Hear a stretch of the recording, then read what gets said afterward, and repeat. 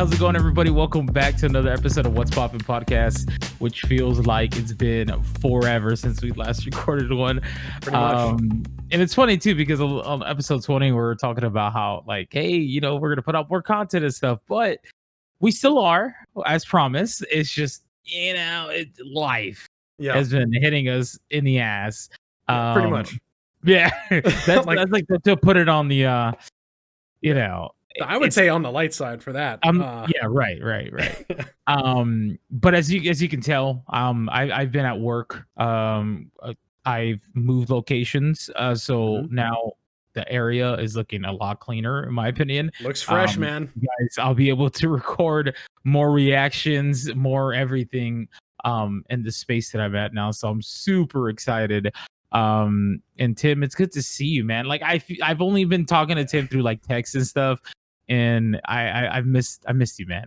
I missed you. That. I missed you. We're sitting there. We're both doing the John Cena thing where you can't see each other. Yeah. Time, but no, it's good to be back in front of you guys and saying hello, everyone, and trying to get back on this good old horse of podcasting and movie news. Because I mean, it's always good to talk about entertainment, especially in heavy times such as we're in. And yeah, it's good to see it too. And I have to say, I really do love the setup. It looks really good. Okay, thanks, bud. That means a lot. I put in a lot of work.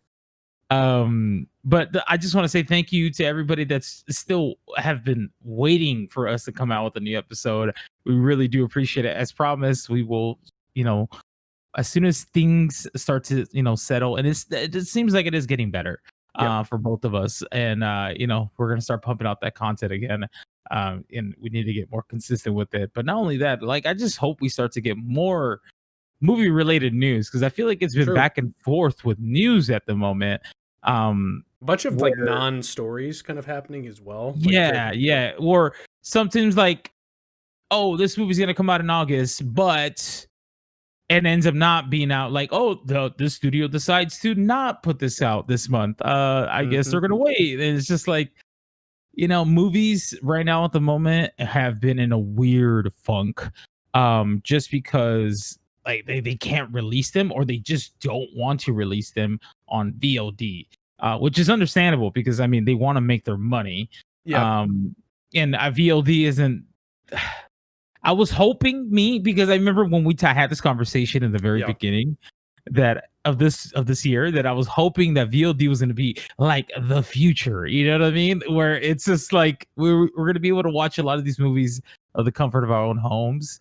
I still think that's in the distant future. I just think right now that the way the economy's been hurting so bad, especially for Hollywood, that they're really like just not willing to fold. They're not willing to fold. They're holding out that they have a good hand, but we hope that they do, because they're obviously holding out. But we'll see. I mean, if it comes to it, they have that that fallback option of going to stream. Right. So, I mean, it looks like a lot of the animated films have been doing pretty good from that, you know, as far as VOD goes. But like anything that has been live action so far I've just done okay. You know what I mean? Hasn't done that great. So I think that's why studios are very reluctant to like release their films on there. But we still are getting a couple that are being released on VOD. Like I believe this month we are gonna get the new I believe it's the movie with Shia LaBeouf. It's called The Tax Collector, which looks very interesting. And then also we did get a new one. I believe it's called The Rental, and that is like a not sci-fi. It's a let's say psychological horror film. I'm not too sure what it is, but I just know that it's being directed by what's his name? God, hold on, let me look this up. Looking it up. The Rental. It's a thriller / horror film, and it's by Dave Franco.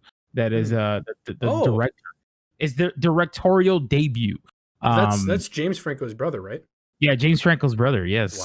Wow. So I think it'd be really fun to review it. So that'd be cool. That might be a thing that we could definitely check out. And let you guys know for next episode. We'll probably have a review for that. So that maybe you guys would like to watch it. and then we can all, do this together. Yeah. You know what I mean? We can give you guys our thoughts, so I think that's what we're gonna do. It looks interesting. You can definitely check out the trailer after if you guys would like to watch it. But I think that'd be the next good one to do. Cool. But yeah, aside from that, we do have some news for you guys. Some stuff that I thought it'd be pretty fun to talk about. So I'll go ahead and kick it off first. Okay. First one is Vivica Fox, who played one of the characters in Kill Bill. I don't know if you are familiar with the character. To be honest, and this is kind of shameful, I don't really remember Kill Bill. I remember watching it way too young at my Uncle Rick's house. But then I didn't even get to see that to fruition. So I actually don't know pretty much anything about Kill Bill. Okay. I just know it's Uma Thurman. Right? Yep. And yeah, she's got a sword and she goes after Bill, I believe. Yeah. But it's a revenge story, pretty much, But Vivica Fox has a fight scene in Kill Bill 1, and it's actually a really iconic fight scene in my opinion. Because Uma Thurman's character pretty much kills her off, Sorry for the spoiler already there, buddy. It's all good. But when did that movie come out? It's been out since 2003, so I have no excuse. Yeah. right. But anyways, the reason why I brought this story up is because her character has a daughter. And at the end of this fight scene, after she had killed Vivica Fox's character, Uma Thurman's pretty much tells her, whenever you're ready and you still feel sour about it. Now, I'm not quoting it, just kind of verbatim. Yeah. Whenever you're ready and you still feel sour about it, then you can come, find me or whatever. And they left it at that story there, So now she gave her 2 cents and she thinks that it'd be good to have her back in Kill Bill 3, because that is that's the big rumor that Quentin is going to do a Kill Bill 3 finally, because people really want one, including myself. And so she said that it'd be cool to see pretty much Zendaya to play Vernita Green's daughter in a potential Kill Bill Volume 3 film. I like Zendaya. So have her grown up version of her, and I think that'd be fucking awesome. And that would. She looks athletic too, dude. You know what I mean? Yeah, for sure. She looks like she can definitely, maybe they'll teach her some martial arts, or if Quentin wants to do something crazy where the film is taking place around her and she's getting her revenge story. That's kind of where I thought it was going to go. It kind of ends with Beatrix Kiddo, which is Uma Thurman's character. Her story ends already pretty much where she gets her daughter back and stuff, and they ride off into the sunset, so to speak, right? Yeah, so that's a dangling thread. I think that would be perfect. That is the big dangling thread, is that not everybody dies in the Kill Bill movies, and that there's some that could potentially come back for revenge. And this is one of them. This is like one of the biggest ones. So I think it's really cool that Vivica Fox pointed out that Zendaya would be perfect for my daughter. Because hell yes, dude. Well, Zendaya's she's showing her chops, because like everyone, I don't know about everyone, but like I grew up with Disney, and I know that she was, I think, a part of Disney as I definitely was aged out of it, but I know that some of my cousins were definitely a fan of her from that. And I really, really actually only really knew her from Spider-Man. Yeah. And she impressed me in that. I mean, I liked her a lot. Yeah. No, I've always seen her name bounce around here and there, obviously, right? I think her big debut was definitely Spider-Man. Yeah. But I've also started watching the show on HBO, which you could check out if you're interested. It's quite interesting. It's called Euphoria, and she's the main lead in that show. I think I've heard of that name. And apparently it's like getting nominated for for best actor or best show or whatever. Yeah. So it caught my interest, and I decided to watch the first episode today before I started watching the podcast, or before I started recording the podcast. I mean, and I can tell you right now, it is pretty trippy. It has to do with a lot of drugs and I'm just kidding. Yeah, it's pretty wild, man. But so far it is a pretty good show, but it's very dark, I'll tell you that much. So if you want to watch something like that, you can give the first episode a dabble, and then that'll tell you pretty much where you're gonna get yourself into. Okay. So check it out. Noted. Yeah, that was it. I'm excited. Hopefully this is something that Quentin looks at and he's just like, hey, that wouldn't be a bad idea, Zendaya. Yep. It's cool that we're getting some of the previous actors from the previous films give their input like that, because it kind of makes the fans like excited. You know what I mean? It also helps with like transition too. Like I know that whenever you have a recasting situation and it's clear that, well, for example, like the Scoob movie, right? The new animated movie that was out not too long ago. Yeah. Some of the recasting choices in that movie really upset fans because it was clear that several of the like long-term voice actors for those roles weren't made aware that they weren't a part of it until it already had been recast. They weren't even given an option to try. And that really rubbed them and the fans kind of wrong with that movie.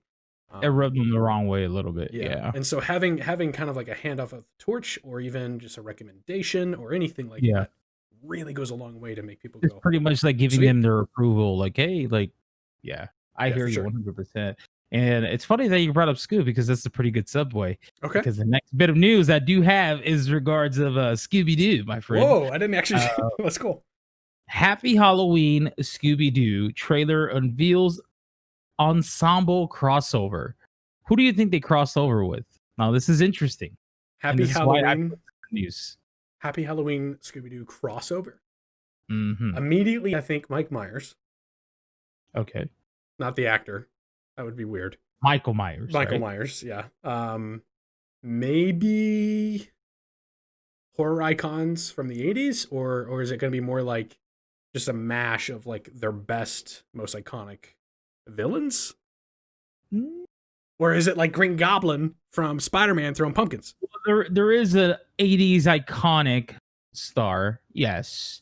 I'd say early 90s to late 80s. Okay.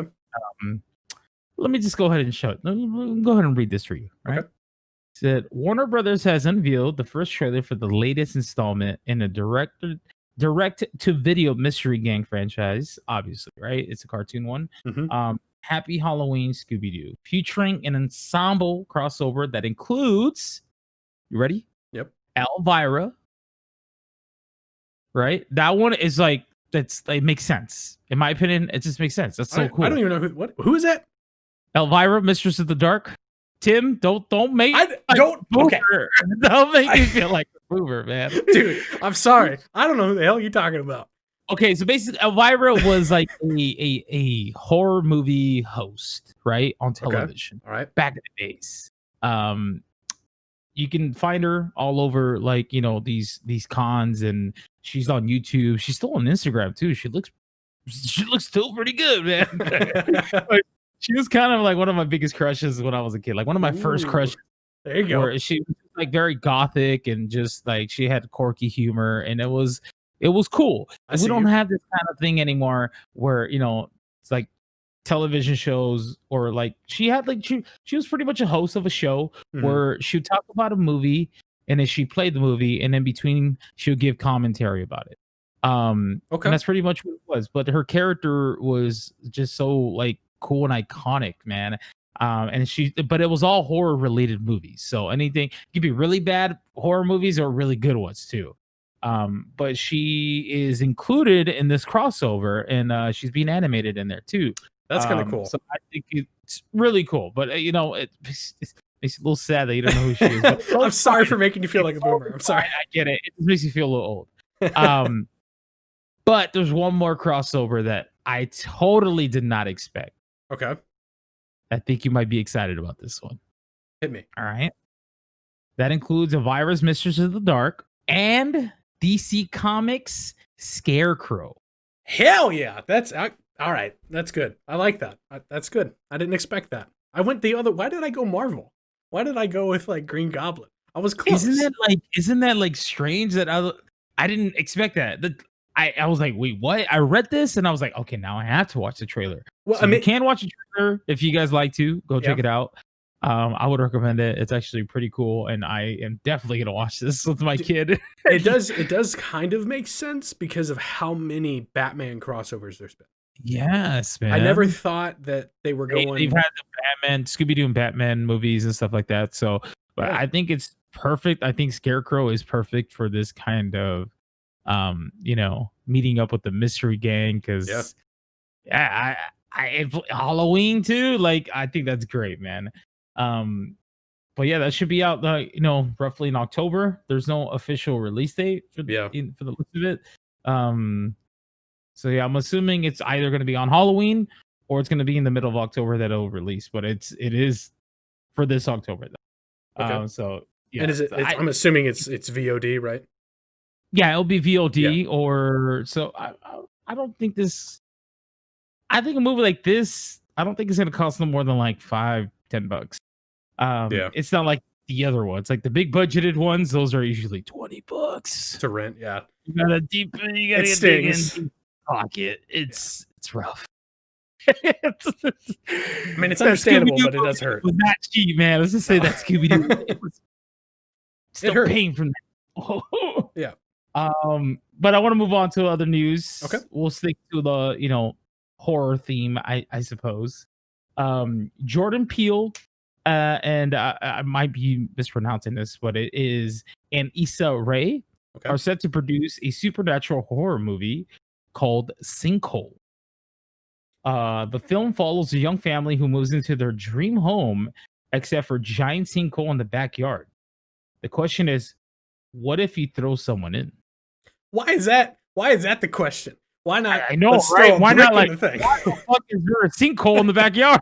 Well, I mean, yeah, that's an important question too. Sinkhole there when we bought the house, or yeah, I mean, but why is the first thought? Hey, what if someone's in that?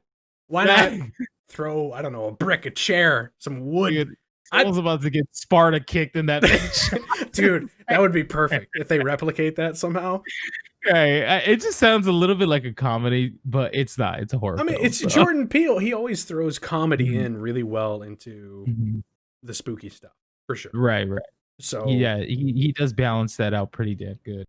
I kind of like the premise of this film though. I just I think I need more description. Yep. You know what I mean? Or obviously a trailer to be more excited about it. Just because reading that, the context of it is a little weird. I will say this though. One thing about Jordan Peele that has actually really impressed me is how unique all of his movies sound. Like they don't sound a typical thing that's produced en masse. Usually his ideas. Reading this is making me think okay, what's going to be the big twist? Is this really a sinkhole, or is this just the mouth of a demon or a monster? So is it safe to say? Right? Yeah, this is a side note, but is it safe to say that Jordan Peele has kind of taken M. Night Shyamalan's throne of being the guy who makes the twists? You know what? I think that's a great. Yeah, I want to say so. M. Night Shyamalan hasn't, haven't put out a huge hit. I think Split was the last movie he did that I was wowed. Yeah, I thought Split was pretty good, but I think that movie wouldn't have been as great if it wasn't for the main actor. I forget his name. The dude that had the split personalities. You're gonna put me on spot. Hold on, look it up. You know what I'm talking about, though, right? But I feel like he had a huge contribution to that film. If it wasn't for him, I feel like it could have just been mediocre. Yeah, James McAvoy. There we go. If it wasn't for his performance, I don't think it would have been. No, it would have been bad. But his performance, him being able to switch off and just change his mannerisms to, different characters was just... That was really, really good. And it had some somber moments in it too. But yeah, I for sure feel like that was the last big hoorah for me, at least, with M. Night Shyamalan. Whereas Jordan Peele has been, for the most part, pretty consistently good. Yeah. I mean, I didn't like Us. Didn't like Us as much as... But it was still entertaining. That's the thing. I enjoyed it. I didn't hate it. Yeah. No, yeah. No, you're right. And apparently, I watched it twice. The second time I watched it, I caught a couple things the second time more. And I've been told that every time you watch his movies, you tend to catch more things, and it's just like, oh, makes it more interesting. But I didn't think it was as great as his first film. No, which was Get Out. that one I was thought great. Get Out was just fucking. Yeah, dude, he struck gold with that one. I don't think people didn't know what they're going into, like watching that film. They didn't know what to expect. They didn't know what kind of film it was. They just knew it was some kind of horror film, which was why I think it struck gold, because no one knew exactly what they were going into yet. Yeah, also it was like Jordan Peele, the comedy man. You know, like no one had faith that it would be anything, which is why expectations were just completely blown out. But this whole Sinkhole premise, it's weird enough to make me go, "What the hell are you talking about?" But also, I'm like, I want to know. So yeah, right. It's got me intrigued. Like a movie about a sinkhole. Okay, I'm interested. We'll see where we go with this, and we'll keep you guys updated on future news about this. I'm gonna go ahead and do one more, and then I'll send it over to you, Tim. Okay. You can tell me what you got. So let's see here. Oh, yep, got one right here. Ant-Man 3 is now planned to begin filming in June of 2021 in Atlanta. That's all that I came got. Out of nowhere. Yeah. That kind of came out of nowhere, in my opinion. Like, just because we didn't really get that much news before this about Ant-Man 3 or talks about it or anything. I was very confused because I'm like, wait, like usually they like to give out news like, oh, they've announced that Ant-Man 3 is coming or something. Yeah. And it's just like, hey, we're filming starting 2021. Like, whoa, okay. Yeah. See, here's the thing, man. Ant-Man by itself, fun, entertaining movie, really, really, really great. Ant-Man 2, I didn't like hardly at all. I mean, no, I'll be honest with you, it was a very boring movie, dude. Yeah. And I think you know what it was, dude, is this is the issue. This is the issue that a lot of Marvel films are gonna have, in my opinion. Okay. And I've mentioned this before in previous episodes for people that might have missed it or probably are new and probably are barely catching up. I don't think any Marvel film is gonna be as great as like the Avengers, Infinity War, and Endgame, because of the level of threat that they have to deal with. Yeah. So any movie that came after that, because Infinity War came out, and then we got Ant-Man 2. And when Ant-Man 2 came out, the threat level of that was just kind of like, yeah, I mean, it's the problem that, like, if you're a Dragon Ball Z fan, you're very familiar with, where, oh my god, Super Saiyan, whoa, then that gets old, and then you got to raise the bar again, Super Saiyan 2, and now they're on to like Super Saiyan God, Super Saiyan Ascended, Kaioken, 30,000. And it's just like, Jesus, when you can't keep topping yourself. You have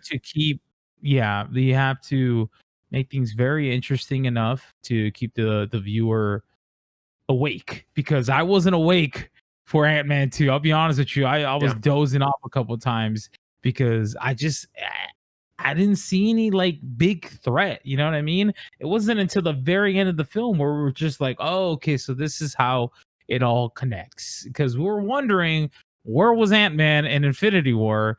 Because he wasn't there the entire time. But we find out why. So that's the only thing that I give that movie a pass for, is because it kind of connects everything. But at the same time, though, in Infinity War, they explained that he's just under house arrest. Like, you could have bought that without needing to see what happened. And like, it just seemed kind of like there was a lot, like, short distance that the characters needed to go, really. Right. That took its course over like a 2-hour and change movie that I was just like, I'm over this. I don't know. Yeah. It was just rough. But Ant-Man 3, I don't know what they're going to do to really change it up. Maybe there's stuff in like the micro verse that got triggered because we were messing with that with time travel. Yeah, I hope we get some sort of crossover, kind of like what they did with like Spider-Man, have Iron Man be involved in his film a lot of the times.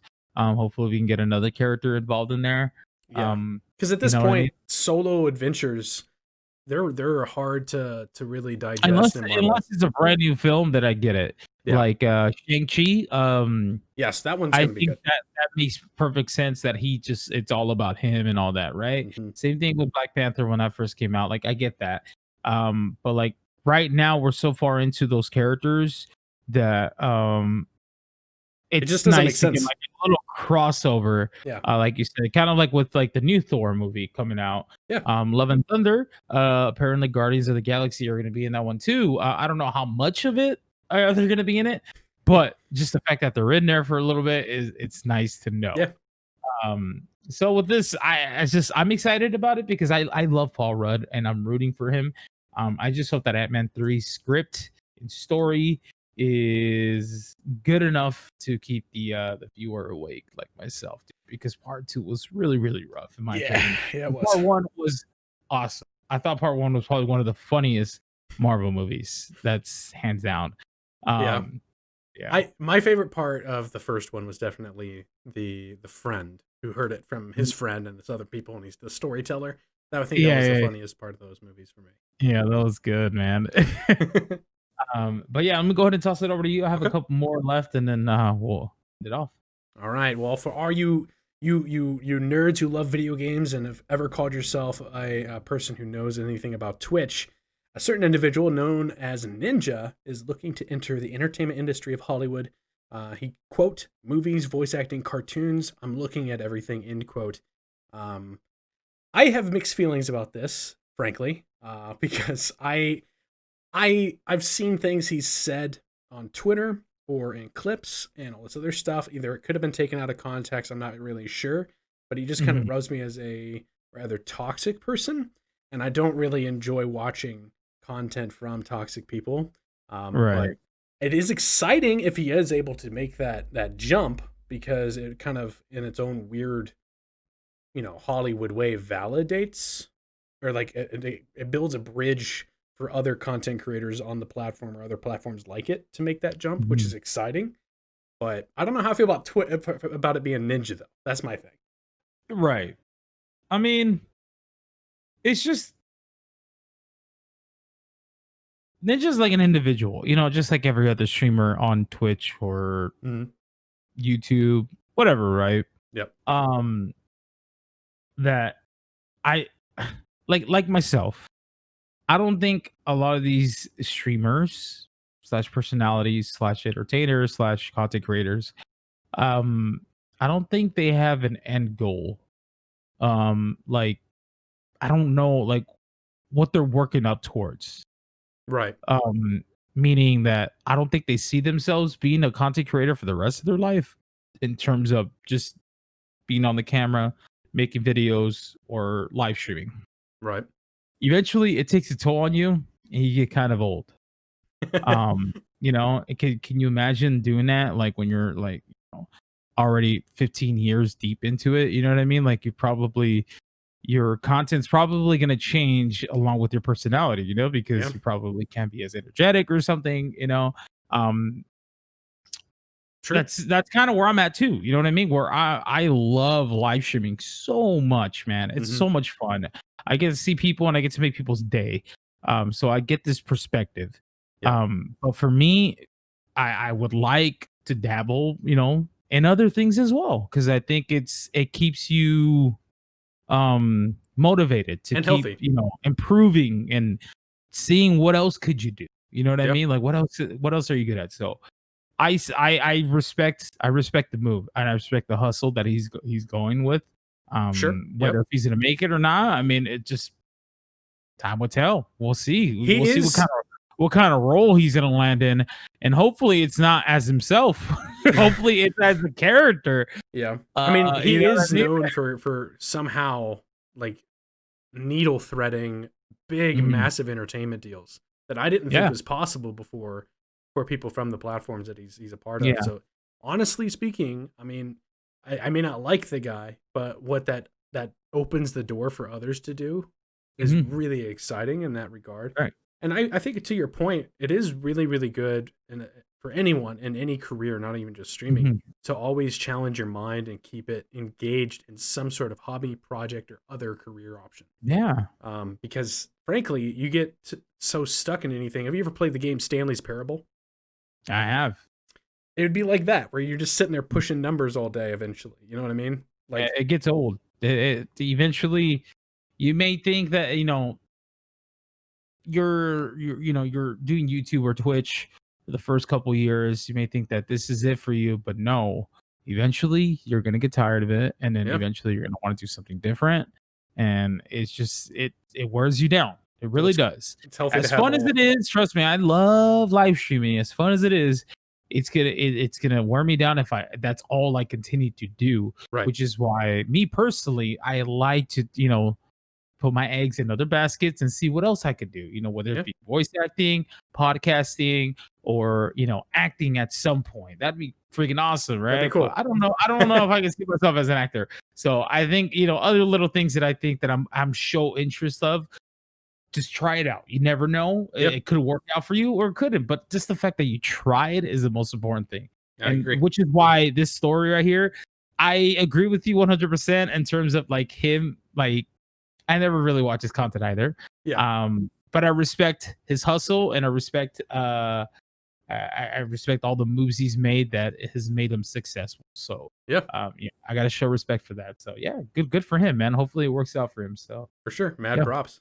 In other news, I'm going to quickly just spin your head around and go talk about something else here. Natalia Dreyer talks about the Stranger Things season 4 delay due to COVID-19. She said, quote, "I think it's maybe been a blessing for the writers in some way because they had the time to just sit down, think, and create," end quote, which I think is an incredibly mature way to look at things because absolutely. you can always look at it very selfishly of like, I want more content, which is I'm extremely guilty of. Very much Me so. too. I said it in the beginning of the year. I was like, this sucks. Things are getting delayed, but I want it now. Yep. It's my money and I need it now. Yep. No, but honestly, that's the way I'm looking at it too for things that that got pulled back from going into production or whatever or being finished up. Just think of it as the writers and directors maybe can add some more finishing touches to their work. You know what I mean? With the whole, Stranger Things, it never got finished just yet. It's almost done, apparently, from what I was told. Yep. But like now they can kind of, get their creative juices running and be like, hey, you know what? Maybe we should do this instead. So I think it's super cool, man. Seeing it from that perspective, where it's just like, okay, they're not taking this time to just kick back, relax. They're working. Kick back, relax, and kind of just like reflect on, damn, what could have been, or or whatever. They're just kind of they're like still in there in the writing room, thinking of cool ideas. Maybe not just for this season, but for the next season, how it could connect. And I'm like, I like this, and it's not just for Stranger Things. Also, I mean the whole Obi-Wan stuff too, and a couple Marvel shows too. The Batman. And yeah, the Batman too. Like this whole thing is a blessing in disguise at times. This whole, don't take this as a it's just like a giant like damn like standstill for the world, because it isn't. Some people are not in a standstill. Some people are still moving forward. Yep. And they're just kind of going with the punches. For sure. I would say the way I kind of look at it too is like when movies have a strict like production and a whole timeline before they begin shooting. Sometimes sacrifices behind the closed doors, even at the very beginning, are made. A la like the Hobbit trilogy. The production cycle for that kind of ended up getting wasted and then had to be rushed with Peter Jackson and crew. And it was kind of a mess throughout that trilogy from there forward because they were trying to play catch up. With the way 2020 has kind of gone down, it's actually been the opposite effect where things were going as scheduled maybe, and they were like, oh, we're cruncher time, so we can't really think of a better way to do this, blah, blah, blah, blah. But then all this happened, and now they're like, okay, this is a very rare opportunity where everyone else's hands are tied. They have to listen to us, and we can make these changes. Which more production time, more time to write is never a bad thing. ever. Yep. Yeah. So it's only going to be good or a beneficial thing for stuff to come. Right. So I think that's, she put it very eloquently, and she has a good attitude on her shoulders. Like she's got the right idea. So in regards to movies and production stuff going on right now, Galadriel, Elrond, and Sauron will reportedly appear in Amazon's The Lord of the Rings series, which, if you kind of know the subject matter of what it is, that makes sense. If you don't yet, and you don't want it to be spoiled, I won't do that here. But it definitely makes sense with the lore and everything going on with that. And I think it's going to be cool to see those people come back for that show. Whether it's the same actors it makes or not. sense with the timeline, correct? Yes, absolutely. Yeah. Okay. Yeah. Because let's see here. Galadriel, elf. Elrond, I believe at that time period, he is either mortal and chooses to be an elf, or he's already an elf. And then Sauron is I believe he's one of the Maiar, which is like a deity. So they're all able to live long time, Right. So it absolutely makes sense. But part of why I brought it up with the idea of production stuff is that tied with that news is that Amazon's Lord of the Rings series and Netflix's live-action Cowboy BeBop series has been granted border exemptions and will resume filming in New Zealand very, very soon, which is great because both of those kind of contents, that stuff has already had great, like writing behind it and material to source from. So they don't really need to benefit from us talking about how like more time to write better and make better decisions. This stuff's already had really, really key source material that's really worked. And so all they need to do is make it. And I'm excited. Yeah, and there's quite a few movies that have already got into full production already, which is great to hear that they're still trying to make this move of trying to make finish these movies or make these movies, just as long as they're doing them as safely as possible. Temperature checks, whatever they got to do for extra precautions to make sure that some of these actors / crew are healthy. So that's cool. I'm excited that two of those that I'm actually 1000% gonna watch are being they're giving the okay to go ahead and shoot. Yeah, because I know how much you've been talking to me about. You were really looking forward to Cowboy BeBop. Yeah, no, I am. I even if it sucks, I don't know if it's gonna be good or not, but give it a chance. Yeah, I'm staying very optimistic about it.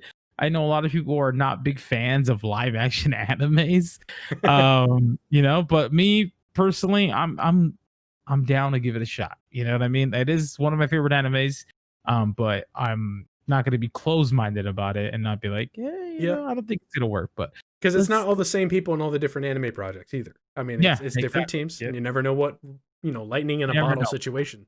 One of those is gonna strike gold eventually. I'll tell you, man. You mean other than Dragon Ball Evolution, of course? Yeah.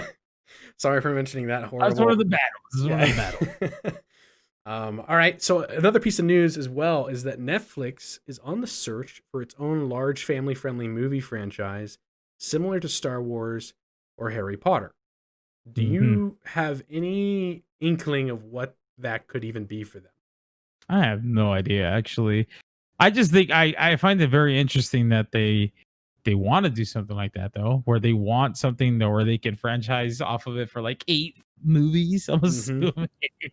And I think they're really wanting it for its marketability. I mean, if you look at the marketability of like Harry Potter, it's brilliant. I mean, take anything a kid could ever use for school, slap a logo from one of the houses on it, boom, instant, easy, just no brainer.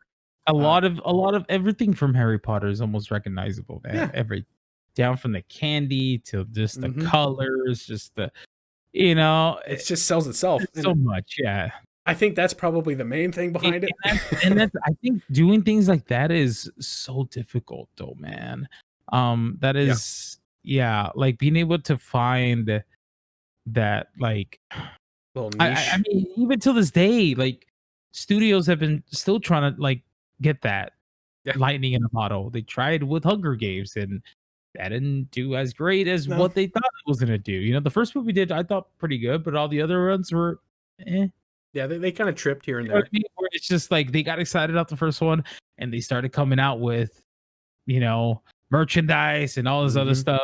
But then the other two didn't do as great and it slows down. Yeah. It's just so hard. So I'm rooting for Netflix and I hope they come up with something really cool that they can franchise off of. But It would have I to hope almost be something unknown at this point I because hope they don't expect that it's gonna be as successful as those two because Star Wars and Harry Potter are like you're shooting for fucking like no pun intended, you're shooting for the stars. that's flagships, man. You know what I mean? That's franchise that sell theme parks. That's what those are. Dude. So Yeah, exactly, man. Like those are 1 in a million, in my opinion. they're hard to come by for sure. Because I mean, Netflix Lord of has the a Rings lot of great is stuff. probably like that third one there. Like, and then let's be honest here. Like, I'm not saying that Star Wars are better films than No. Lord of the Rings. Lord of the Rings I'm is saying, deep, sweaty nerd stuff. I get that. Yeah. But like in terms of like recognizable things, Star Wars, Harry Potter, and then it just there's a list. There's a small list. It's more things like Marvel. Jurassic Park probably. So that's kind of up there. Not all the way up there, but like that's kind of up there a little bit. Marvel, yeah, DC. Marvel, absolutely. The Marvel universe, DC, and then Lord of the Rings is probably it's in that list. I don't want to rank them because I don't want to upset people. I try to watch you like you better not. No, I trust me. As far as recognizability, I mean, there's hardcore fans of all these different franchises that are out there. You name it, there's a big fan group for it. But yeah, like picking those two is like, we want that. Yeah, everyone does, Netflix. Good luck. I wish you the best. Not just you, Netflix. So does, Universal and everybody else. Yep. They want something that they can, just profit off of for 8 fucking films, 10 plus sometimes. Like, yeah. I mean, it makes sense. Even Harry Potter's still going till this day, man. Like, we have the spin-offs right now. Fantastic Beasts. Yeah, Fantastic Beasts. Like, and even from there, they might do another spin-off, or later on they might do another Harry Potter film with the same actors to come back, older and stuff. So we don't know what they're gonna do with that series, and it's gonna go on for a very long time. For sure. Same thing with Star Wars. It's gonna be here to the day we die. It will outlive us. Yeah. It's gonna outlive us 100%. Yeah. And look at Lord of the Rings too. Lord of the Rings is still going. We got a whole new show coming out soon. It's just like, whoa, it's never the end. Nope, not at all. I'm gonna do one more, and then I can throw it back to you, or do you want me to go ahead and power through it? Because I got 4 more. Power through it, and then I have about 3 more, and then we can call it. Okay. So the next one up is actually involving Star Wars. It's specifically Star Wars: The Clone Wars Twitter account, which was inactive for a good while since the season finale, might I add. Randomly just goes and tweets out, "The cavalry has arrived. Star Wars The Bad Batch, an all-new animated Disney Plus original series from Lucasfilm, will debut in 2021." And then they give a link to get all the details, which just kind of gives, a synopsis of who the Bad Batch are, the plans, that they're going to be using the same animation engine from season 7 and stuff like that. Which, I mean, if you saw season 7 and you saw the Bad Batch arc, you kind of already knew they were setting up some form of a story to be told there, whether it be a comic book or a regular book or novel, or more likely a series. And then here it is. I have one question for you, because I remember when you were talking about season 7, you had some issues with it. And is this something that you're like, yes, please, or something else? I'm kind of like whatevs about it. Yeah. Truthfully, like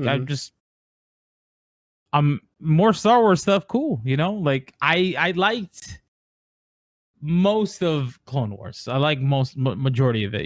Just the last season, I just wasn't the biggest fan of it. Sure. But there could be some good from this too. Okay. Where the Bad Batch could potentially appear into some live action stuff later on if they make interesting characters in there or something. So I'm gonna stay optimistic about it and just say that I'll wait till it's out. I mean, that's a very safe way to play it. I mean, I'll wait till it's out.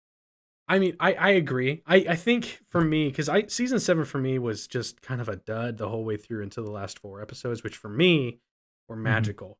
But the Bad Batch arc, I was in it at first because I was like, oh cool, I like this, but then I was just like, don't really care because it doesn't feel like it's gonna go anywhere. With this, I kind of almost feel like if it's really entertaining and great, that redeems that part of the season for me.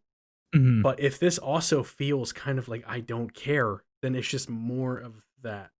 And I don't want more of that. You know what I mean? Yeah, right. So we'll see. I think it's just very interesting that this kind of came out of the woodworks just out of nowhere. You know what I mean? Like it was just like, hi, here's this. And everyone's like, wait, what? What's happening? Whoa. Cool. All right. That's right. Like, all right. But then other things in Star Wars has been popping off as well. Specifically that Hayden Christensen, as some people know him as Anakin, or the movie Jumper, or a few other things. I was going to do a deep cut there. Is rumored to be reprising his role as Anakin Skywalker in the Disney Plus Obi-Wan Kenobi series. Which it'd be great to see those two interacting again, which I don't think violates canon, because all Vader says in A New Hope is, I feel a sense of presence, a presence that I haven't felt since, and then he never finishes the sentence. We all assume that's Revenge of the Sith. Right. It could have been later than that, technically by canon. So, I mean, there's room for him to interact, or it could just be that, hey, as an excuse of this show being a thing, let's show Hayden Christensen as Vader and kind of that whole sequence too, which would be great as well. So, right. I think this is a win. I don't know about you. No, I think it's a win either day, but I'm not surprised by it. And this is why. Okay. It's because I believe if it was January of this year or December of last year, right? We got pictures of him being at Disneyland randomly. I'm like, they have to be working on something, dude, because he wouldn't just come out of the limelight. Like, because he was literally before that, he was nowhere or doing nothing as far as we're aware of besides being like a dad or just, doing his own thing. But like just out of nowhere, they had him doing like some like promotional stuff for Star Wars at Disneyland. And I'm just like, oh no, this is for a reason. They're just not telling us, they're just putting them out there to let people know, hey, Hayden Christensen is still around. So this is why it does not surprise me. I was like, he was either going to turn up in either Mandalorian or the Obi-Wan series, but it makes more sense to be in the Obi-Wan. For sure. So because I mean, he can't turn up in unless he's a Force ghost, but that the why at that point, right? I mean, or I don't want to spoil it, but I was gonna say the whole Osaka thing in Mandalorian. Oh, Ahsoka. Yeah, he could Ahsoka. He could still turn up as a Force ghost. That would be satisfying too. Why not both? All right, fine. You know what I mean? I want both. But yeah, both. He sold me. Yeah. This is good news. Yeah, absolutely. I'm super hyped about it, and I hope it's not just a rumor, and it's something that it really is being worked on, and he's comfortable enough to come back because yeah, and I won't even get too much into that, but I saw that face. Yeah, shame on some people. I will say that. Right. In other news, in a far more like just family friendly sense, even though Star Wars is pretty family friendly, Pixar. That wonderful company, Pixar, has announced that their next film, titled LUCA, was directed by Enrico Casarosa, I believe, and produced by Andrea Warren, has been announced. And the film will follow a boy named Luca and his experiences as he experiences an unforgettable summer in a seaside town on the Italian Riviera. The film releases in summer of 2021, and I have to say that pretty much, with very few exceptions for me, maybe Incredibles 2, but even then I kind of liked it. Pixar, whenever they touch something, Toy Story 4. No, I shouldn't think about it too hard. But pretty much Pixar, when they touch it, it's gonna be at least good, if not great. You're right. So for me, I really like the idea of this. And then we got a tiny bit more news, and then I'll get your perspective on this. Yeah. And the synopsis for Pixar's Luca is this, quote, Set in a beautiful seaside town on the Italian Riviera, the story follows Luca experiencing an unforgettable summer with his new best friend, but all the fun is threatened by a deeply held secret. He is a sea monster from another world, which is really cool. Yeah, I like that. I wasn't expecting that, but okay. Yeah, I think that's really cool. Yeah, and the artwork for this looks really nice too, man. Like, I'm pretty sure Pixar's gonna knock it out the park, and I'm curious to know who's gonna be voice acting these characters. You know, is it gonna be brand new actors, like, you know, people that haven't done so much work or what? But like, I usually like it when they do stuff like that, where it's like brand new actors. You know, but I like the plot synopsis so far, man. And it looks cool. You know, the name LUCA.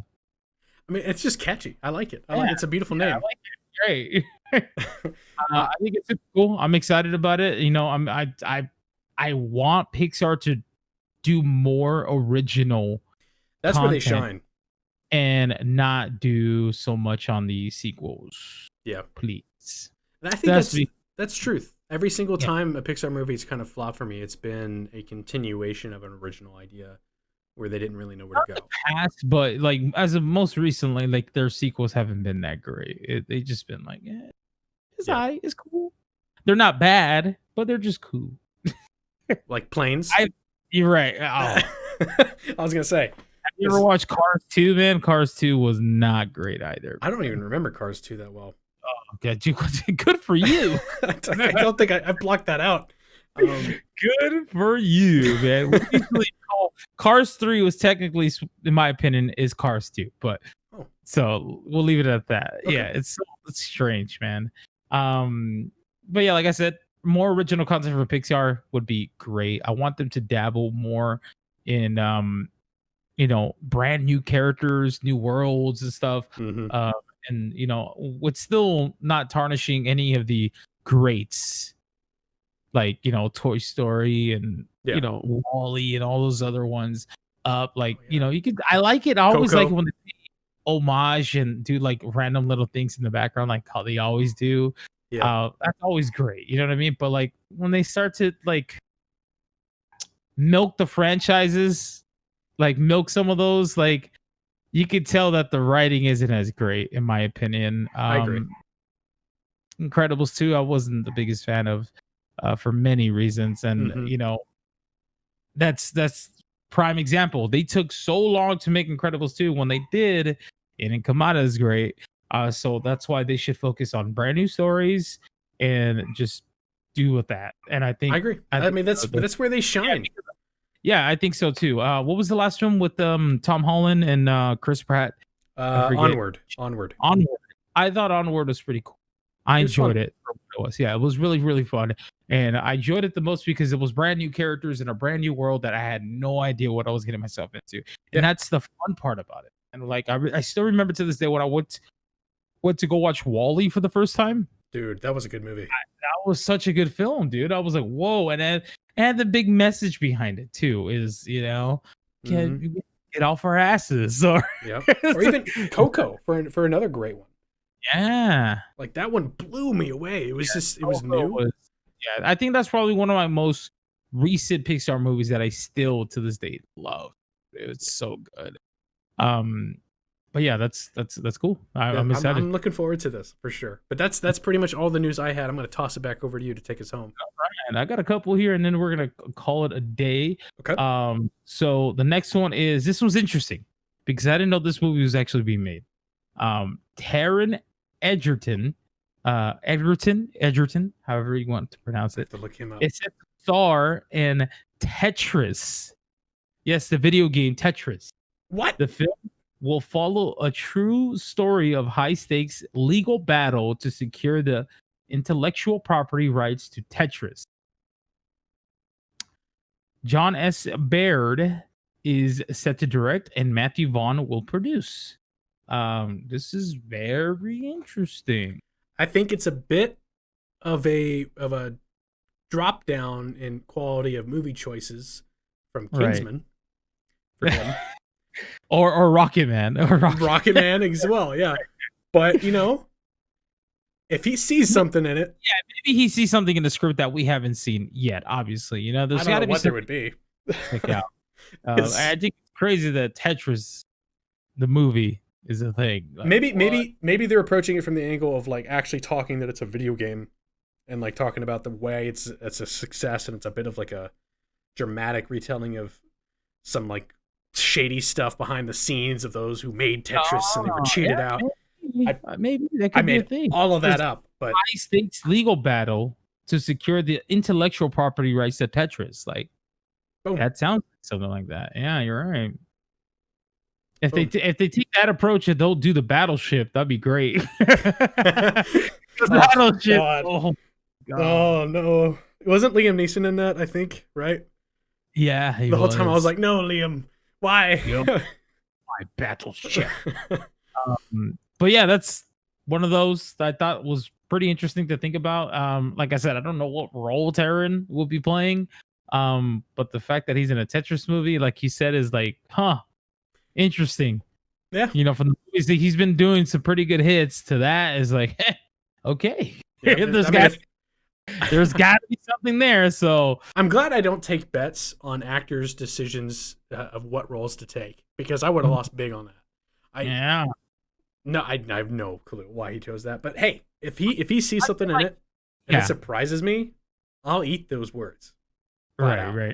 And I like Taron as an actor. I think he's great. He's come a long way since the first Kingsman movie.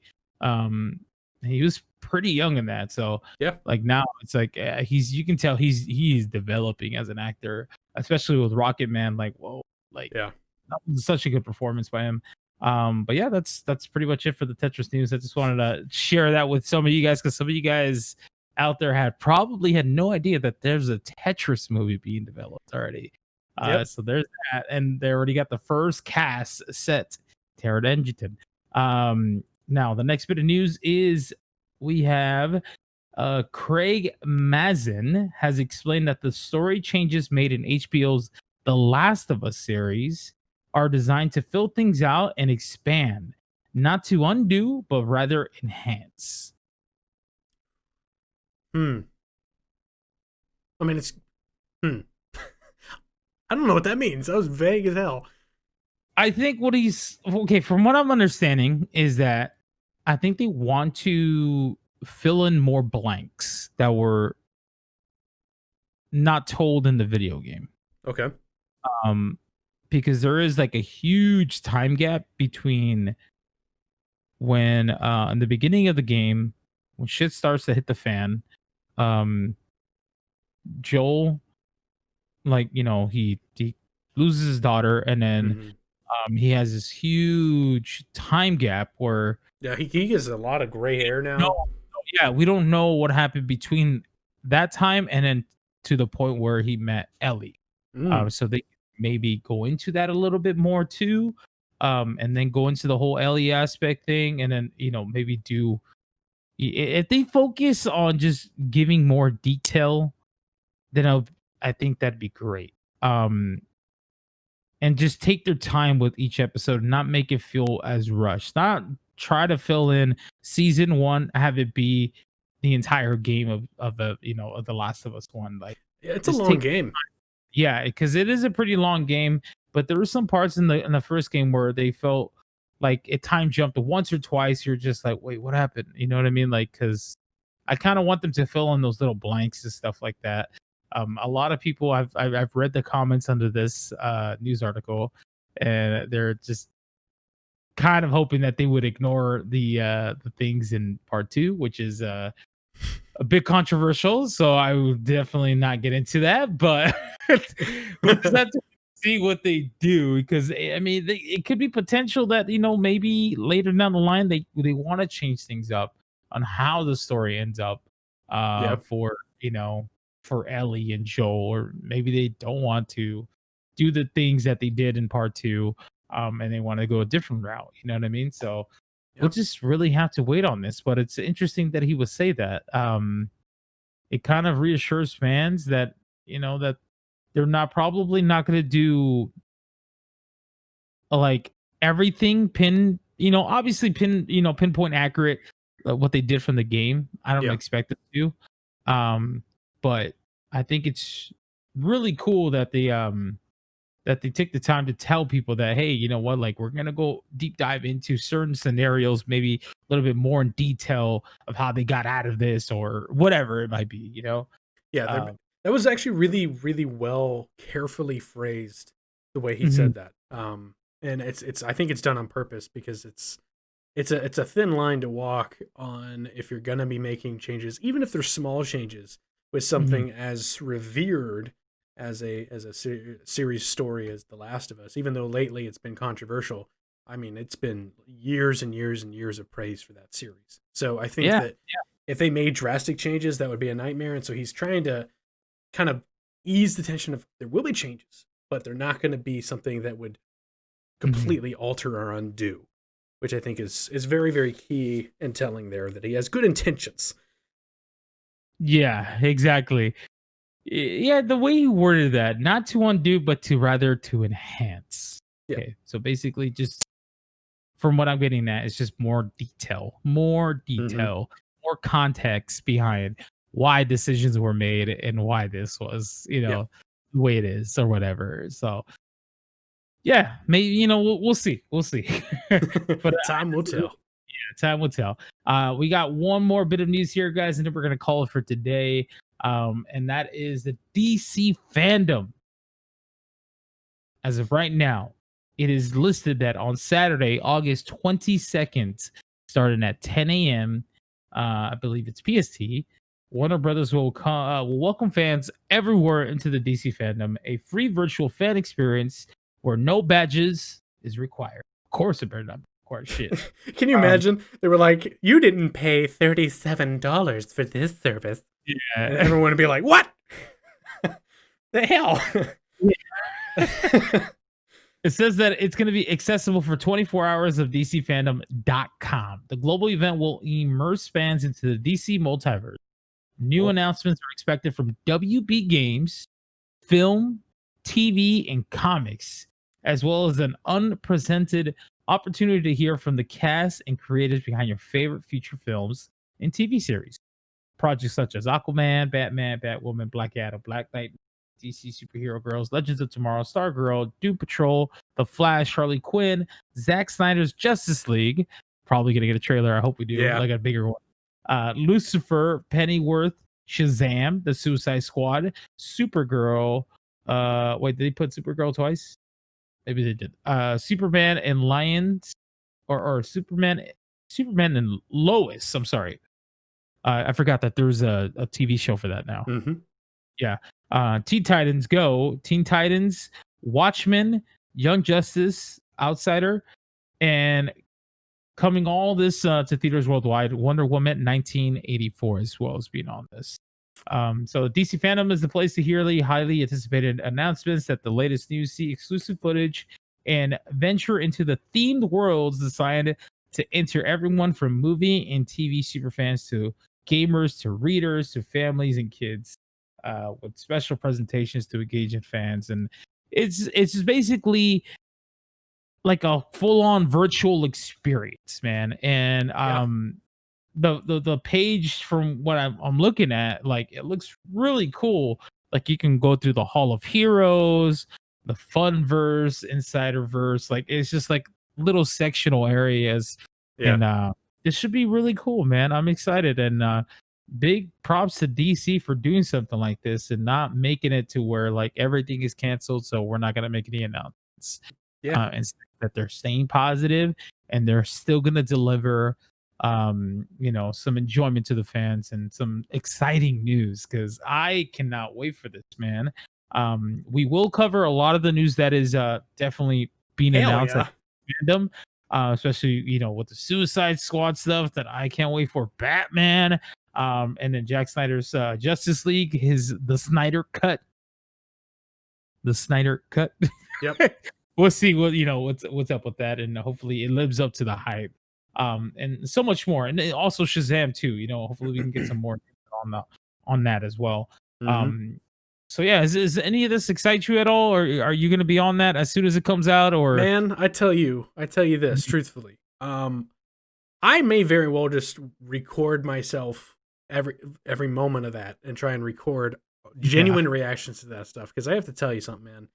DC, it feels like DC's like, all right, oh, you're backing down Marvel? Oh, you're backing down Comic-Con? All right. And he's like gearing up like Rocky. He's going to go in the ring. Like DC is gearing up to really, really, really go in and just pummel us with like content, which is exciting and refreshing. And I think it's going to be very, very fun, because those of us who consider ourselves really, really long-term DC fans, really, as much as we kind of dog on the mistakes they've made, it's because we really want to see them shine. And this is an opportunity for them to show us how they're going to shine. And I really want to root for them the whole time, man, because I love DC. It seems like they have a lot to announce, man. And hopefully we get some surprise stuff announced, and we can get some more news on the Flash, and just there's so much stuff that they could just, hit us with that we're not even ready for it yet. Like James Gunn's Suicide Squad too. I don't know if that was on the list, but I know that they mentioned that was going to be talked about there too. Be like one of the big ones too. Yeah. So yeah, it should be cool. It's going to be accessible for 24 hours, man. It's crazy. So I think that's super Mark your fun. calendars. Mark your calendars. And like I said, anything that is like a trailer or anything like that, you will definitely get my reaction for that. I'm gonna stay on top of it. We both are, and then we're also gonna have a podcast about it and just have a full-blown discussion around all the stuff that I got to do. But yeah, that's pretty much it for today's news, guys. I just want to give a quick thanks to you, Tim. Thank you so much, man, for hanging with me again. It's good to catch up, talk about these movies, and hopefully things will start to get into this. We'll get back into the swing of things, and hopefully get more consistent with everything. Get back in the groove. Get back in the groove with everything. And I want to say thank you to everybody that still continues to listen. Shout us out, retweet this, and also please hit a like on the video on YouTube if you're watching it over there. And if you are listening on Spotify, thank you guys so much for listening. And we will catch you guys on the next episode of What's Poppin Podcast. I'm Jimmy. And I'm Tim. And we'll see you guys soon. Take care, everybody.